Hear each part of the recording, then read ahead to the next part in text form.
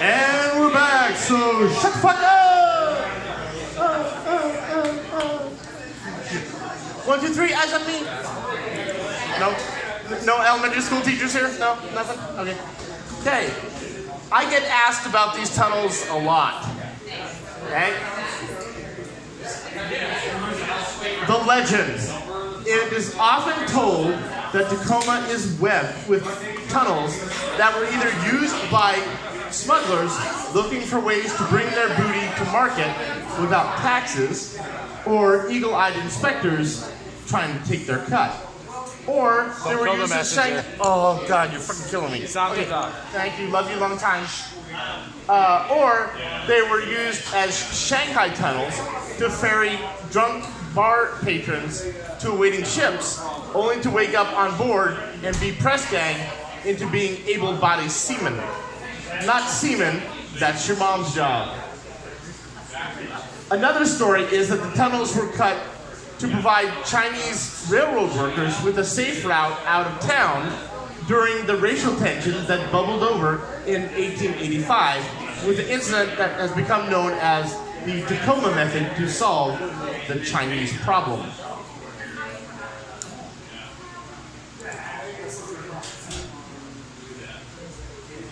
The truth behind the Chinese tunnels might just say more about ourselves than it does about the history of Tacoma.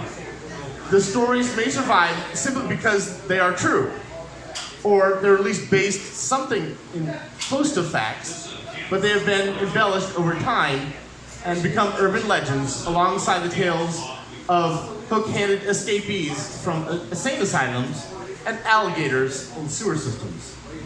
Theories abound, evidence does not. But that doesn't stop the story.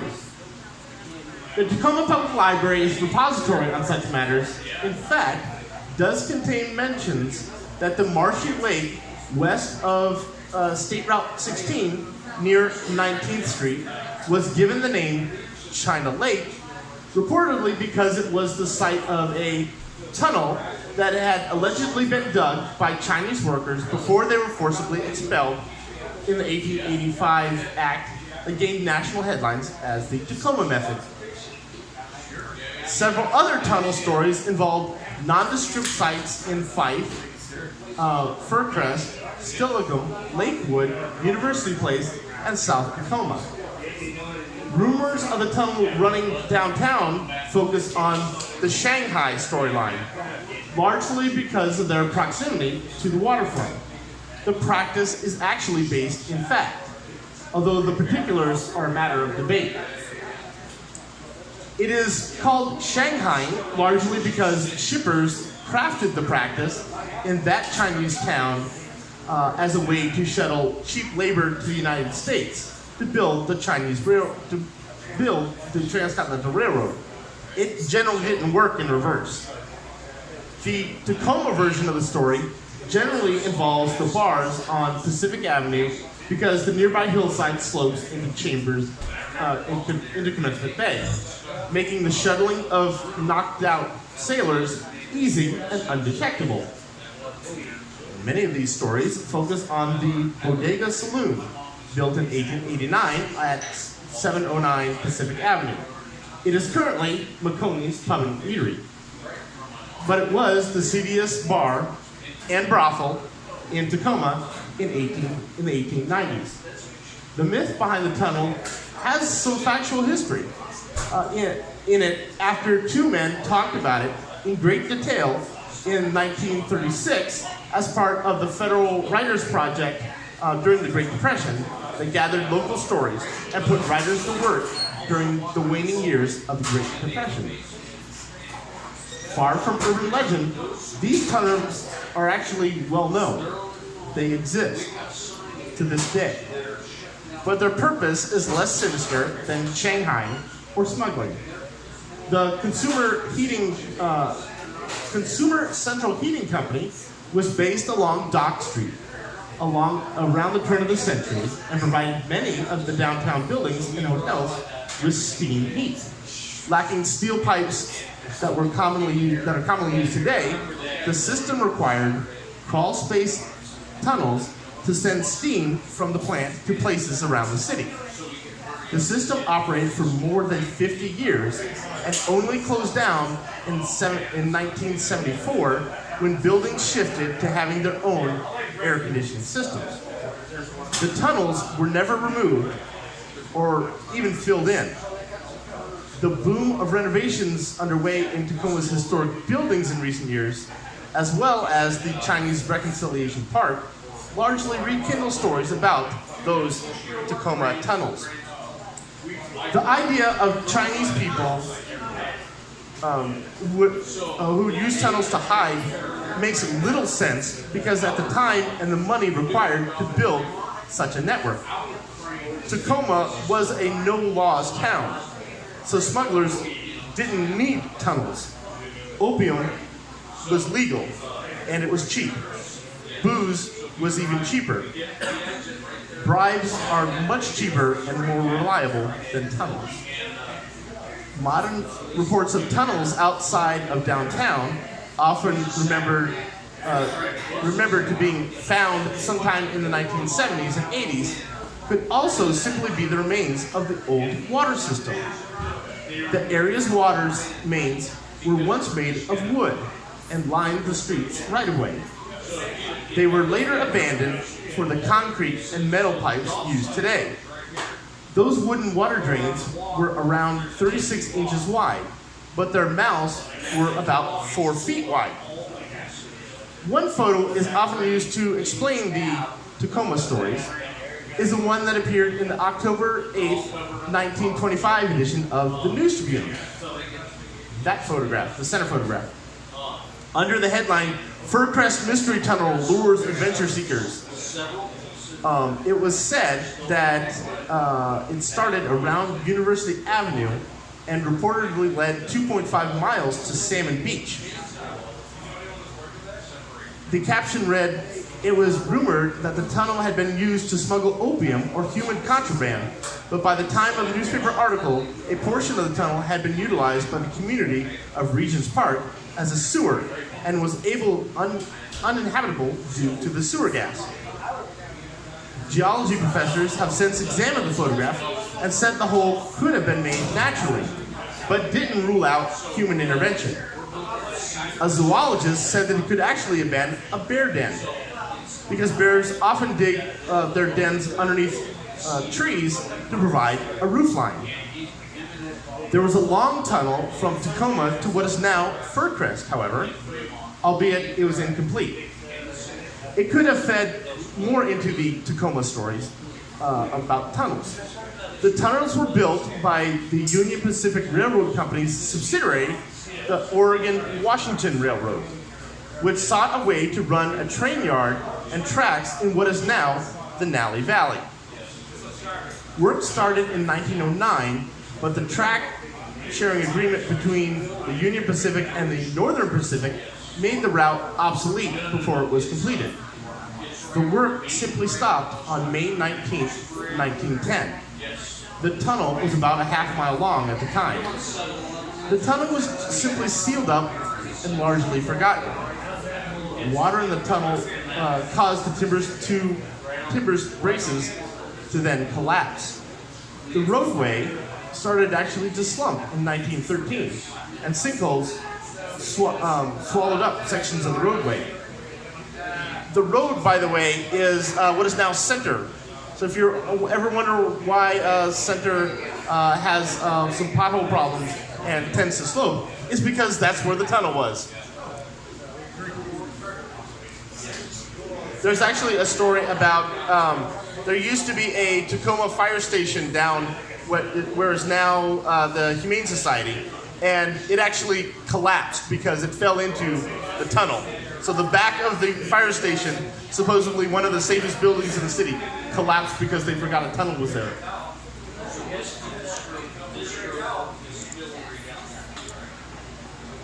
Okay, the legend is that Tacoma was once the racing capital of the nation, even topping the Indianapolis 500 and its legendary Indy.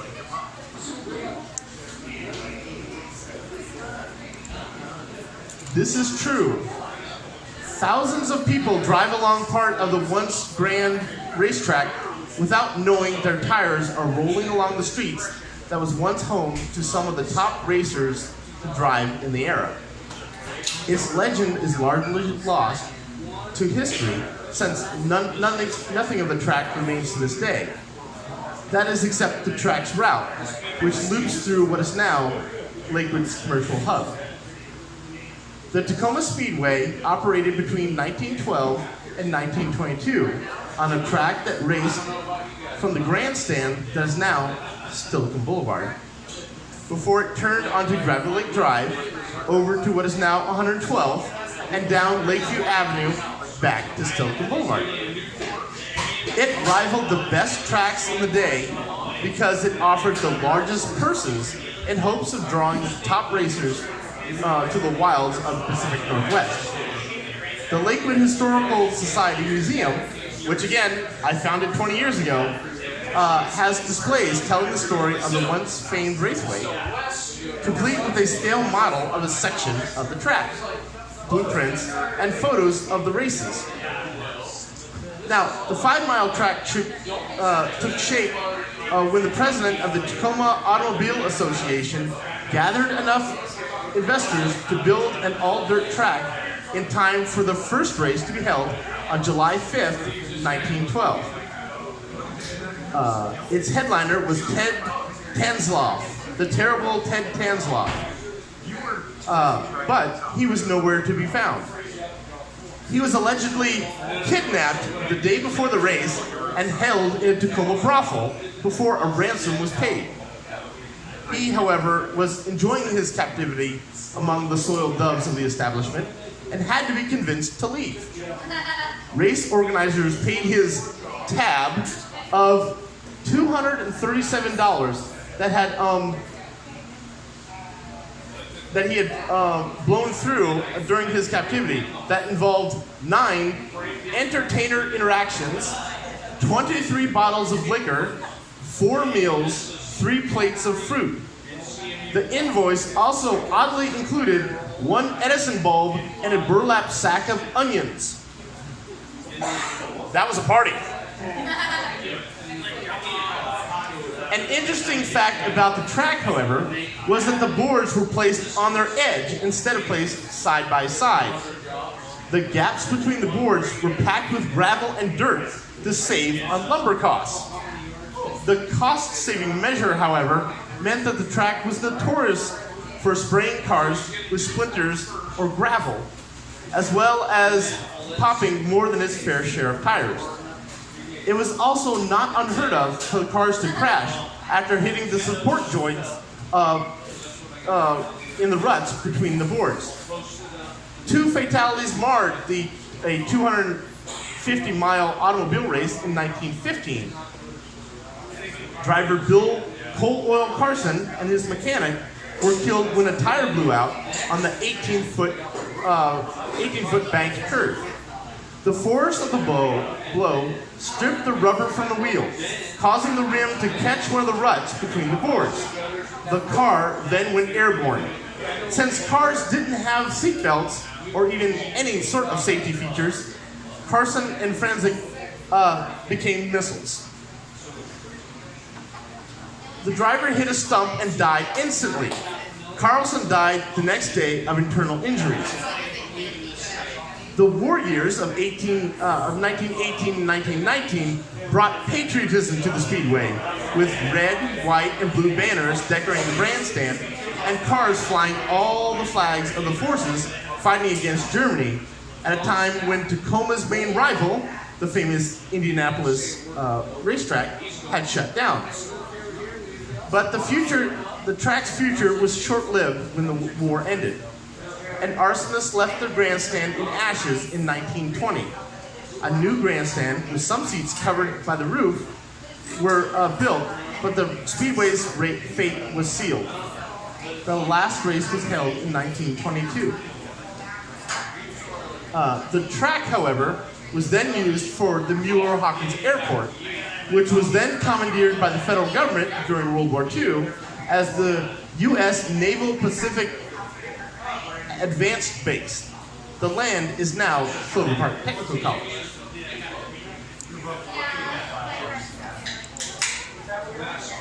Let me finish this beer, hold on.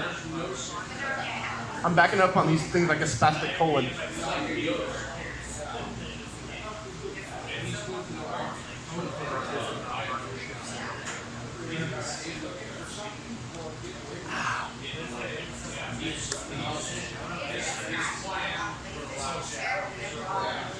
Got the burpees. Legends of UFOs.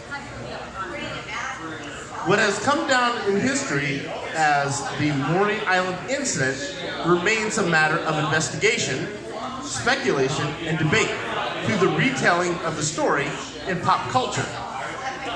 The most common retelling of the story has it that Harold Dow was piloting a boat with Fred Chisholm on the afternoon of June 21st, 1947. He was searching the waters for floating logs that he could salvage from the water and sell back to the local mills. It was an otherwise normal day when he and his son then spotted 6 flying discs. You notice they were known as donuts back then. They had a missing center, and you'll see a photograph of that in a minute. Two of the flying saucers reportedly collided, damaging one of them. It began to sputter and emit smoke. Chunks of the aircraft fell from the sky, either splatting in the water or peppering the deck of the salvage boat. Dawes' son, Charles, was burned by several of the falling bits of metal, and his dog was reportedly struck and killed, as the story goes. The mysterious craft then flew away and disappeared. There were other local sightings that week. A businessman named Kenneth Arnold, for example, then told the story of his own flying saucers and reportedly saw 9 flying around Mount Rainier. Stories of flying saucer sightings were then in the news, both mainstream and pulp publications, all varying in degrees of conspiracy and cover-ups with little evidence to support them.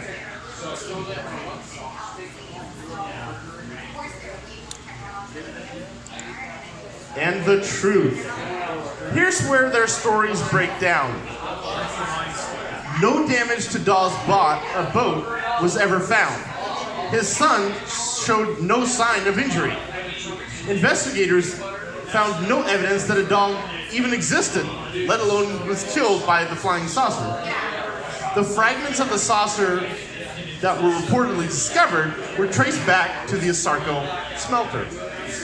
The mysterious men in black were the investigators who came in from McCord Airfield and bought the cheapest suits they could find at the nearby Woolworths, which was at Broadway and 11th. The cheapest suits were black flannel, hence the men in black.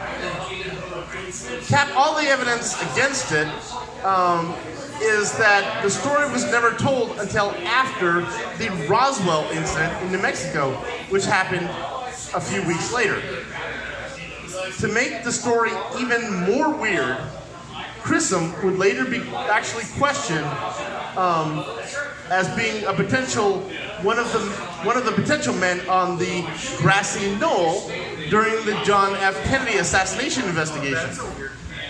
He would later reinvent himself as Dr. John Gold, an ultra-right-wing talk show host of KAYE Radio in Tacoma in the late 1960s and early 1970s. So, what actually happened in 1947 remains a matter of speculation and research. Facts are fewer and the stories are plenty, but whatever happened in the Maury Island incident proves to be colorful characters, tales of missing evidence, and a twist of fantasy wrapped around truth.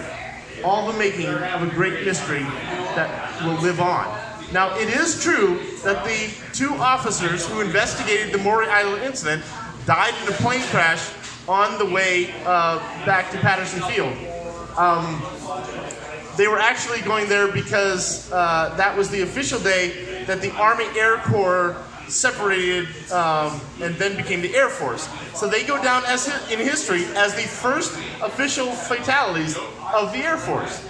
That is true.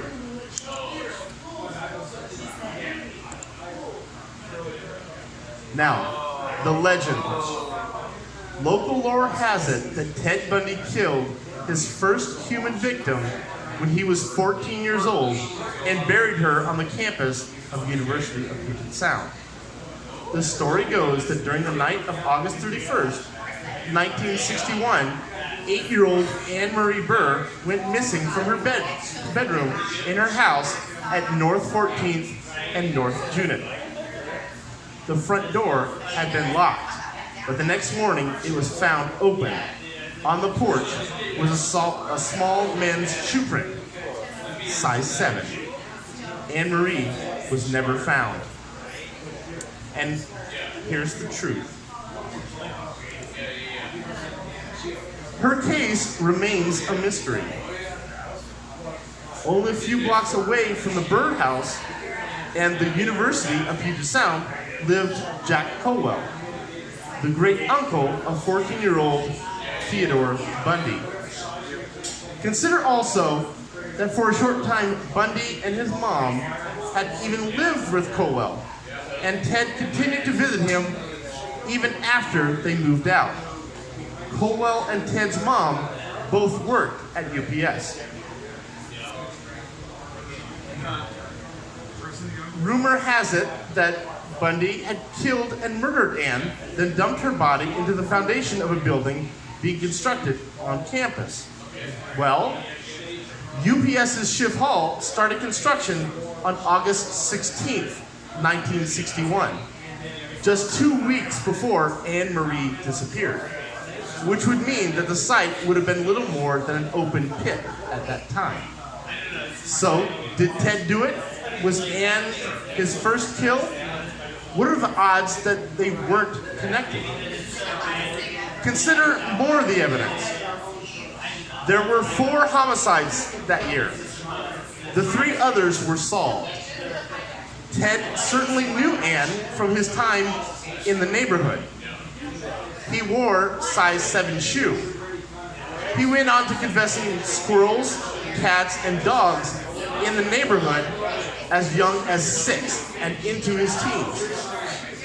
Both Bundy and Burr attended Mason Middle School at the same time.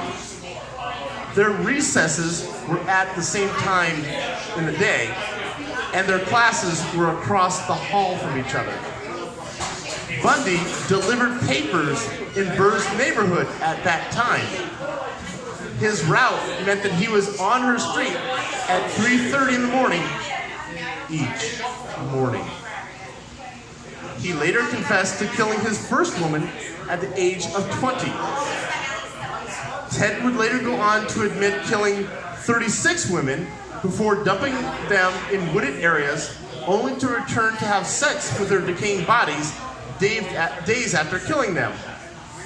That must have been a lot like masturbating to a cold Kaiser roll with an extra flaky croissant, even after picking out the pine needles. But the wiggly maggots added a little something to his one-man party. So there would be that. But he always denied that he killed the young girl, even in his final interview before his execution in the electric chair in 1989.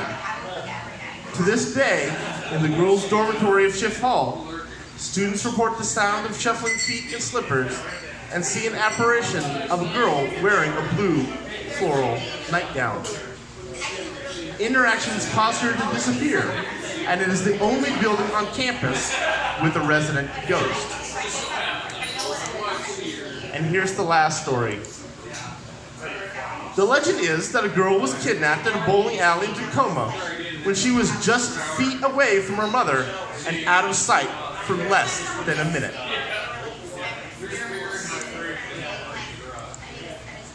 This is true.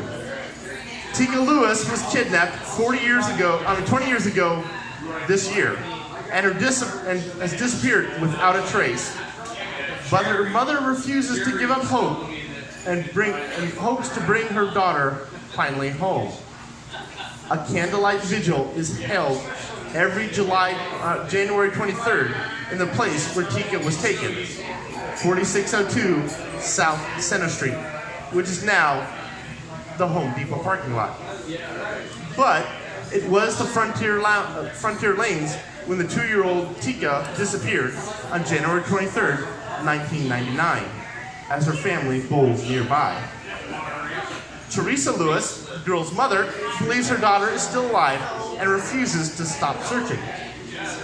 Over the years, detectives have followed up on more than 700 tips in Tika's disappearance. The case has been featured in numerous true crime television shows. Police dug up a small plot of the native gardens at Point Defiance Park in 2010 after a man reported having a vision that the girl was buried there. The case was actually just featured on the cover story of People magazine back in March. What is known of her is that her mother had turned away for a minute to watch a family member bowl while Tika was playing around on a race car game that was located at the entrance of the bowling alley. When she turned back, Tika was gone. The bowling alley was immediately shut down following the disappearance, and multiple witnesses came forward to report a maroon Pontiac Grand Am with dark windows and a spoiler on the back speeding out of the parking lot as Tika disappeared. Police arrived 97 seconds after the 911 call was made and shut off all access to the parking lot, including the nearby State Route 16. They found nothing. A few weeks later, a boy at the same bowling alley reported a Caucasian man attempting to lure him to one of the exits in the back alley. Earlier that same day, a father chased a man attempting to kidnap his children from a park less than a mile from the bowling alley. The man fled in a Pontiac Grand Am, similar to the one seen during Tika's disappearance. The father failed to report the incident until he had heard about Tika's disappearance 3 days later. So thank you for coming, and don't forget to like me on Facebook and Twitters and Instagrams to get updates about the show. My next show will be about JBLM's creation, impact, and lore, which is on June 14th, right here at the Broken Spoke. Thank you so much. Woo!